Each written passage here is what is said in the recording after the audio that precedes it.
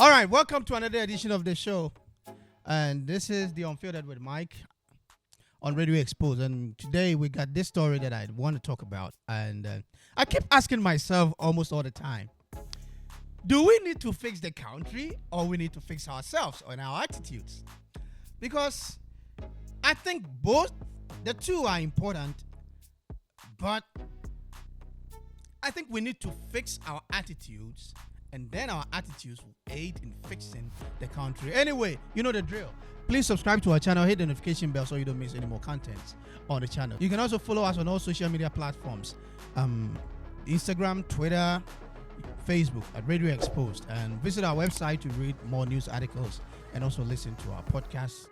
And yeah, like I keep asking every time, just as I said, do we need to fix the country or we need to fix our attitudes? Because if the country is fixed and the citizens or the people in it have bad attitudes, I don't think fixing the country will actually make sense, because our bad attitudes will also destroy the fixed country. But then I believe if our attitudes are fixed, if we have great and good attitudes and the country is fixed, we can live with it and move along. But if one is up there and the other is down here, I don't think it can actually work to the benefit of anyone. By the way, I saw this video that a man was narrating a story he actually witnessed by himself.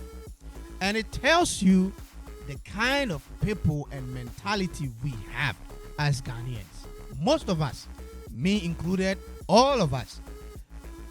Without wasting too much time, I will just play the video and then you would have to listen to what this man is saying and tell me, can we build a fixed country, or can we live in a fixed country with this kind of attitude? Or do we need a good attitude to live in a fixed country? Or is this attitude something good that we can actually live with? You tell me by yourself after listening to this. You just tell me in the comment section. Once again, subscribe to our channel so you don't miss any more content on the channel. Follow us on all social media platforms and visit our website to read more news articles. Okay, let me play the video. Take a listen. Driving school. Someone came to my driving school to learn basic driving, and he got a B class driver's license. My brother, I came from Kumasi. That time I was based in Kumasi. I came from Kumasi to Accra, and I was going back. I went to Circle to pick a bus. And do you believe that after 6 months that this guy came to my driving school, he was driving a bus with occupants of over 50 people? I was in that bus. So when the bus was ready, he came to sit behind the wheel. So I went to him and called him. And my brother, how are you? And he said, oh, boss, I'm fine. Oh, Nana, how are you? And I also said, I'm fine. So I called him aside and asked him, are you the driver of this? Oh, Nana, give me I said, wow, what license are you using to drive this bus? And he told me, he showed me a genuine D class driver's license. The D class driver's license mandates him to drive buses, coaches. Did you report him? I'm coming. It was part of what we took to court.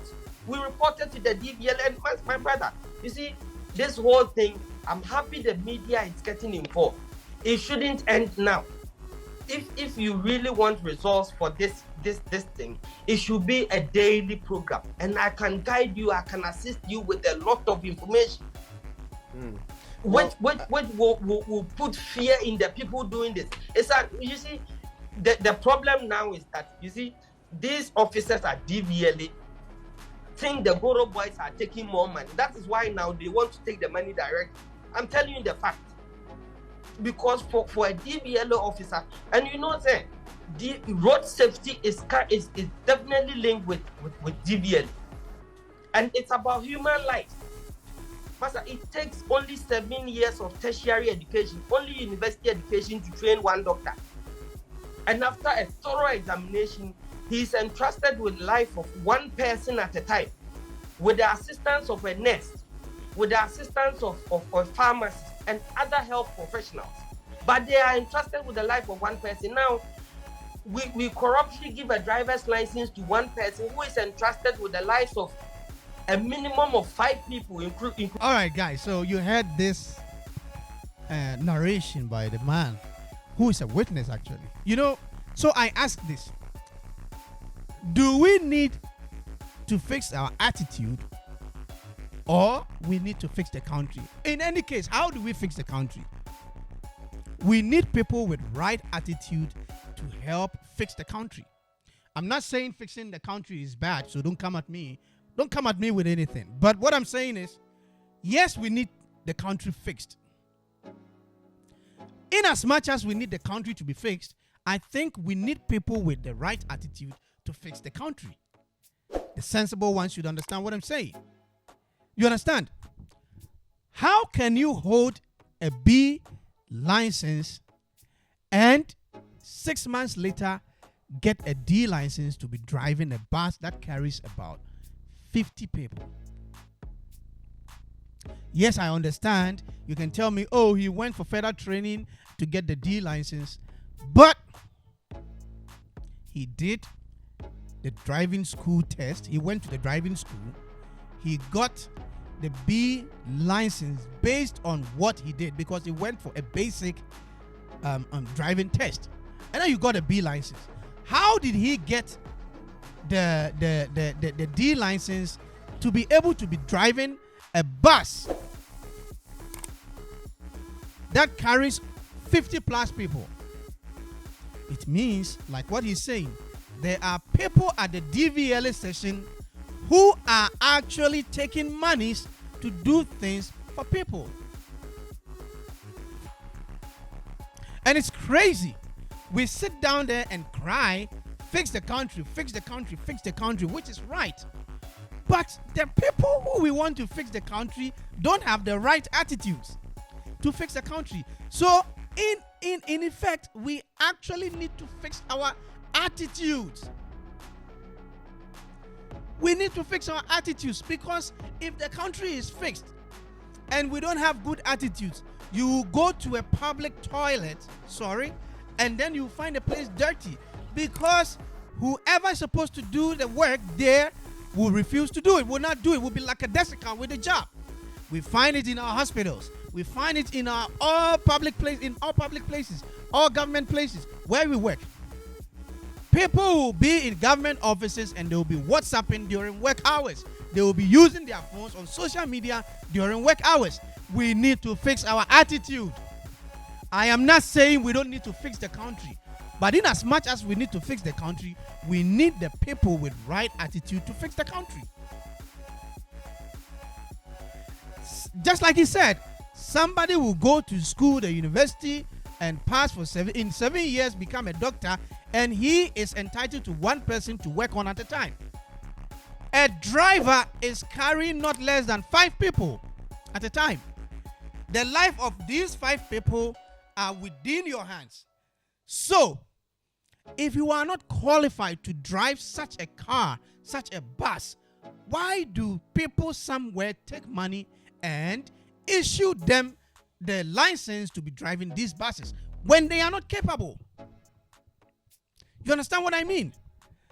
So, our attitude as citizens at workplaces are actually contributing to the destruction of our country. You have a huge number of people on your bus because of inexperience and your inability to control such a bus. You go and throw all these people away. They lose their lives just because of your incapabilities and because of the corruption of somebody in an office who only wants money. These are things we need to check as citizens. If we are not taking these things into consideration, we will always be at the same point. Just like the song goes, "Oh maybe ya if ye nara, asitne be ya if ye nara, yemo yembira ye ne be ya if ye." If our life will be as easy as we want, it depends on us. if the nation we live in will grow well, it depends on we, the citizens, living in it.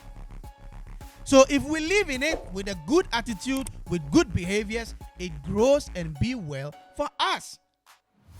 But if we are living in a country where people are only interested in making money, they don't care about destruction of properties, destruction of waters, destruction of forest reserves, then where are we going as a nation? So do we need people with great and good attitudes, or we need a fixed country? How do we fix the country with people who have bad attitudes? You understand? I am not saying we don't need to put pressure on the leaders to fix the country. But in as much as we need to put pressure on them to fix the country, we need to put pressure on them to fix their attitude, the attitude of deception.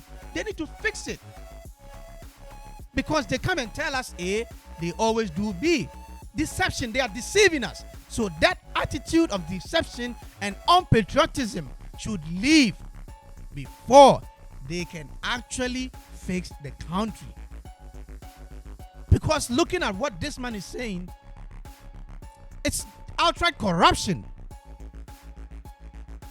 You pay money, you get a license to drive a D-bus? Really?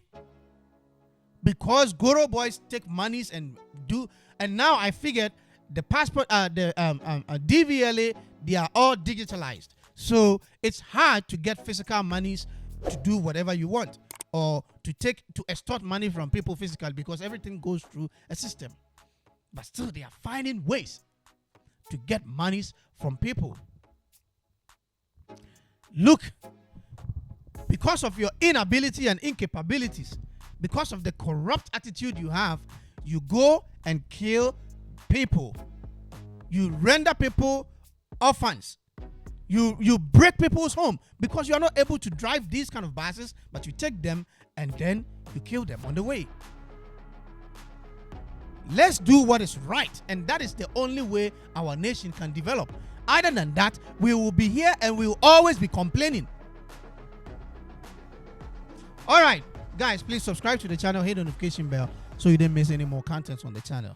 I go by the name Mike, and this is the Unfiltered with Mike. And follow us on all social media platforms: Twitter, Instagram, Facebook, and visit our website to read more on the stories that we have there. We have a lot of news articles on the website, so you can read them. All right, this has been the show. Peace. I'm out.